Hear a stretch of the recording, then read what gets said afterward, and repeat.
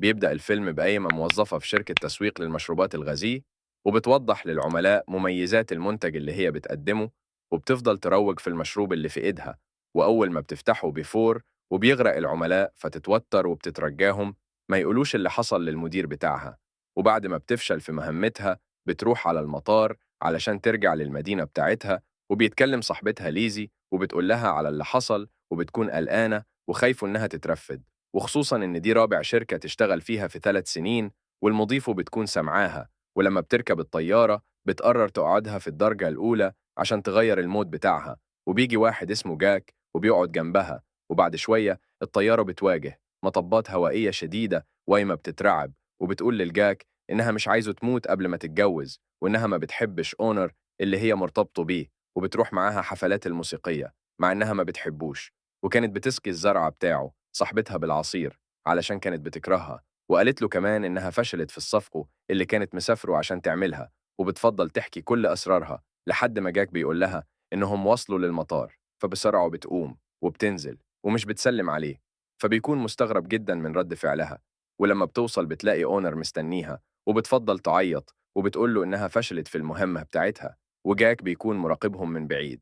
وثاني يوم بتقابل زميلها كيسي وبيروح الشغل سوا، وبيكون في توضيبات وحركة غريبة في المكان، وبيعرفوا إن رئيس مجلس الإدارة هيوصل النهاردة. وبعدها بيدخل جاك صاحب الشركة وبتتصدم، أما لما بتشوفه لأن هو اللي كان قاعد جنبها في الطيارة وحكيت له كل أسرارها، فبتحاول تستخبى منه وتداري وشها عشان ما أشوفهاش. ومديرة الشركة بتبدأ تعرف جاك على الموظفين، وبيضحك لما بيشوف أما والمدير بتعرفوا عليها. وبعدها بتعرفوا على أرتنيس اللي بتتكلم فرنساوي، وهي ما بتبقاش عارفه غير كلمتين ثلاثة، بس بتكون عايزه تجذب انتباهه. ولما بيدخل المكتب بتاعه بتروح له قايمة وبتترجاه إنه ينسى اللي حصل بينهم وما يرفدهاش من شغلها، يوافق بس على شر إنها ما تعرفش أي حد إنه كان مسافر شيكاغو امبارح، وبتوافق على كلامه. وبعد الشغل بتروح لجاكي وليسي اللي قعدوا معاهم في السكن، وبتحكي لهم على كل حاجة وبينصحوها إنها تتعامل وكأن مفيش أي حاجة حصلت بينهم. وتاني يوم بيقف وبيراقب الموظفين وهم بيشتغلوا، وبيشوف أرتونيز بيتكلم مع العميل، وبتندو على قايمة عشان تجيب لها صور المنتجات، فبتحذفها لها. وجاك بيضحك وبيسأل الموظفين لو بيقروا كتب خاص بالشغل بتاعهم، وكل الناس بتجاوب ما عدا قايمة. ولما بيسألها بتتهرب من السؤال، وبيدخل زميلها كيسي ويقول لها إنه عايزها تراجع معاه الحسابات، فبتشاور له عشان يمشي، لأن من ضمن أسرارها اللي حكيتها إن دي كلمه السر عشان تزوغ من الشغل. بيبص لها ويقول لها إنها ممكن تروح تساعده في الحسابات، وفعلا بتروح معاه وبيشربوا قهوة. بعدها بتكون في الأسانسير مع جاك، وبيركب هونر معاهم، وبيكون شغال برضه في نفس الشركة. بيقول له إن باين عليه إنه مرتبط بأيمة، فبيرد عليه وبيقول له إنه فصل حياته الشخصية ما بين شغله، وهي بتضايق من الرد بتاعه بس مش بتبين.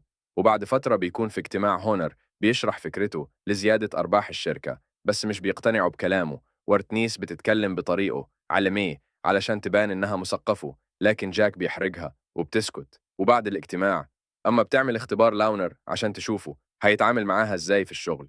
وفعلا بتلاقيني أتوتر جدا ومش عايز حد يشوفهم مع بعض. وساعتها أيمة بتقرر إنها تنفصل عنه، ولما بتروح بتحكي لأصحابها إنها انفصلت عنه ومش حاسه إنها زعلانه. وجاكي بتقترح عليها إنها تديه فرصه ثانية، لكن هي بترفض لأنها ما صدقت تنهي علاقتهم. وثاني يوم لما بتروح الشغل جاكي بياخد رأيها في اللوجو الجديد بتاع الشركة، وبيعرف منها إنها انفصلت، فبيطلب منها إنهم يخرجوا سوا. وبالليل بتجهز نفسها للخروج، وبيوصل جاك لبيتها علشان ياخدها، وبيتعرف على ليزي وبيتفرج على الأوضة بتاعت قايمة. وبعدها بيخرجوا عشان يتعشوا، وبيبان جدا إنهم معجبين ببعض. ويوم بعد التاني بتقابلوا وبيرتبطوا ببعض أكتر، وهي بتتعامل بطبيعتها، لكن جاك بيبقى كلامه قليل ومش بيعرفها أي حاجة خاصة بيه. ومع ذلك بتكون مبسوطة معاه لحد ما جاك بيكون في برنامج وبيسألوه عن المنتج الجديد لشركته، فبيقول إنه بيستهدف البنات البسيطة اللي في الشارع اللي بتشرب مشروبات من الإزازة بدون إحراج، وبتلبس بنطلونات واسعة، وبتستعمل الورد في شعرها. وبيتكلم وكانوا بيوصف قايمة والشركة كلها بتعرف إنه بيتكلم عليها، وبيفضلوا يضحكوا عليها لدرجة إنها بتكون محرجة جدا وبتمشي من المكان. ولما بترجع البيت بتفضل تعيط وليسي بتهديها. في الوقت ده بيتصل عليها جاك، فبترد عليه وهي متعصبة وبتقول إن علاقتهم انتهت. وساعتها جاكي بتقول لها لو تعرف أي سر عنه هي هتنشرها في الجريدة اللي هي شغاله فيها، لأنها ما بتتوصاش في الخير أبدا. فبتقول لها إنه طلب منها إن محدش يعرف إنه كان مسافر لشيكاغو. وثاني يوم بتقابل زميلها كاسي وبيواسيها، وبتتفاجئ بجاك وبيقرب منها وبيكلمها، بس هي بتعمل نفسها مش سامعاه. وبيضطر صاحبها إنه يقوم ويسيبها عشان يعرفوا يتكلموا مع بعض، وبيعتذر ليها مع إنه مش فاهمه هي زعلت ليه. فبتفكره إنه وعدها هيحتفظ بأسرارها لحد ما يموت، لكن اللي حصل عكس كده. بترفض اعتذاره وبتسيبه وبتمشي، وكالعادة بتحكي لأصحابها واللي بيقترحوا عليها إنهم يكلموا لها صحفي مشهور عشان يفضحوا، لكنها بترفض الفكرة لأنها مش عايزه تأذيه. وثاني يوم بيكون في اجتماع في الشركة، بيكون زميلها نيك عارض فكره لزيادة المبيعات، والفكرة نجحت ومدير الشركة بتقرر إنها ترقيه. لكن بتقول لها إن دي فكرتها وإن هي اللي قالتها لنيك وما بيقدرش إنه ينكر. وساعتها إما بتطلب الترقيه من مديرتها فبتوافق وبترقيها، وارتنيز بتضايق وبتلمح إنها اترقت بسبب علاقتها بجاك.